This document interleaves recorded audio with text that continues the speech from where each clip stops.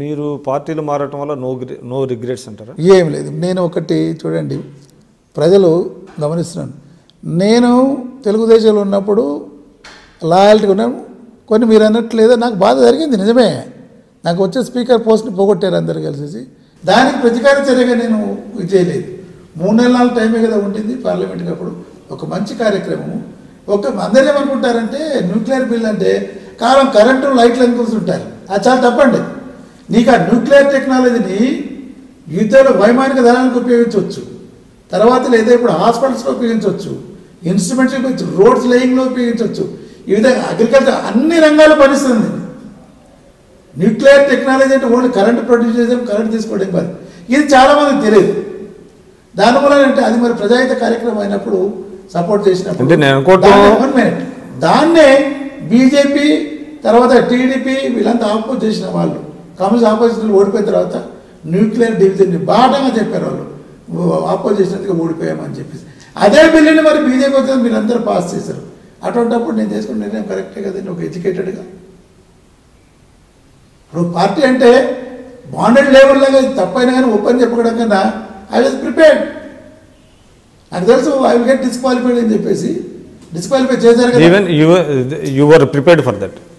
అంటే ఒకటి నేను ఎక్స్పెక్ట్ చేయలేదు. నా పార్టీ తెలుగుదేశం పార్టీ నన్ను పిలిచి కారణాలు తెలుసుకుంటుంది నన్ను, కానీ అన్యాయంగా లేదా ఏమి లేకుండా లేదా దాన్ని సస్పెండ్ చేశారు. అది అన్యాయమని ఇప్పుడు చెప్తాను నేను. వేరే వాళ్ళకి ఏమో షోకాజ్ నోటీస్ అది చేస్తారు ఇది చేస్తారు. నేను ఒక ఆఫ్కోర్స్ ఆ రోజులో వచ్చింది పార్టీల వాళ్ళే క్రిటిసైజ్ చేశారు. దళితుడు అయినందుక జగన్నాథ్ని సస్పెండ్ చేశారు, ఆదికేశవ నాయుడు మాత్రం అట్టగా పెట్టారని చెప్పేసి ఇచ్చినప్పుడు ఆ తర్వాత ఆదికేశవ నాయుడు 2 రోజుల తర్వాత సస్పెండ్ చేశారు. ఏమి పబ్లిక్ కన్సంప్షన్ అది పబ్లిక్ కన్సంప్షన్ గురించి అనుకో మాకేమో ఖచ్చితంగా అదే గంట సేపట్లోనే. ఆ తర్వాత ఇప్పుడు రెండోసారి టీఆర్ఎస్లోకి వచ్చినప్పుడు అండి, టీఆర్ఎస్కి వచ్చింది ఎందుకు? ఉద్యమం, ప్రజల యొక్క ఆకాంక్ష. మేము పక్క పార్లమెంట్లో కొట్లాడుతూనే ఉన్నాము. సరే దాన్ని కొద్దిమంది ప్రజలు నానాలుగా అనిపించుకుంటూ దానికి నేను అనుకుంటాను నా మనసు కాన్షియస్ క్లియర్గా ఉండాలి ఎప్పుడైనా కానీ మనం చేసే పనుల మీద. నేను ఓడిపోయింది కూడా నేనేమి లక్షల ఓట్లతో ఓడిపోలేదే.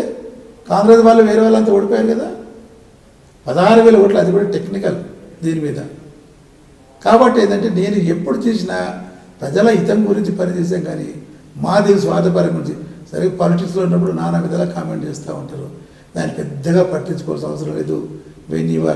నేను ఓడిపోయినప్పుడు నాకు వచ్చిన 4,16,000 4,20,000 ఓట్ల తార్కాణం.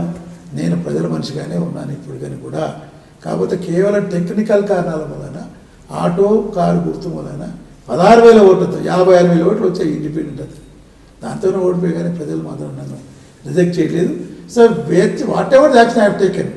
మాకు కొద్దిగా అంటే క్వశ్చన్ చేసే ఇది ఉంది. మేము మొదటి నుంచి లేదా ఈ పోరాటం నుంచి వచ్చాము. మేము ఉద్యమాల నుంచి వచ్చాము. మేము ఈ ఏబిసిడి ఉద్యమాన్ని స్టార్ట్ చేసింది నేను, మాదిగల.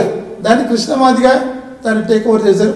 అఫ్కోర్స్ గవర్నమెంట్ ఉద్యోగం ఉంటుంది కాబట్టి ఆయన ఇంత ఫ్రీ టైం మాకుండా మేము స్పేర్ చేయాలి. కానీ అది మన రాష్ట్ర రాజకీయాల్లో, తెలుగుదేశం రాజకీయాల్లో ఉవ్వెత్తున లేచింది. డెఫినెట్గా ఆయనకు కూడా ఆయన కృషి ఎంతో ఉంది. అదే అయిపోతున్నాను. కృష్ణ మాదిగ లాంటి నాయకుడు వాడు ఫ్రీగా ఉన్నాడు. ఆ రోజు ఎదుగుతా అతను దొరికాడు. అతను లెఫ్టిస్ట్ ఐడియా నుంచి వచ్చేసి అతను టేకప్ చేశాడు. అందరు కూడా సపోర్ట్ చేశాము, ఇంక్లూడింగ్ కేసీఆర్ కూడా సపోర్ట్ చేశారు. కాకపోతే ఇప్పుడు కొన్ని కారణాల వలన there is a communication gap. I don't say major differences. మీలాంటి వాళ్ళు దాన్ని గ్యాప్ని పూడ్చడానికి ప్రయత్నిస్తున్నారు.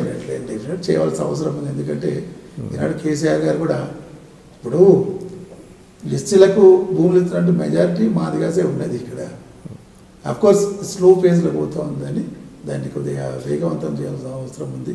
మీరు అన్నట్టు ఫండ్స్ అలొకేషన్ ఇవన్నీ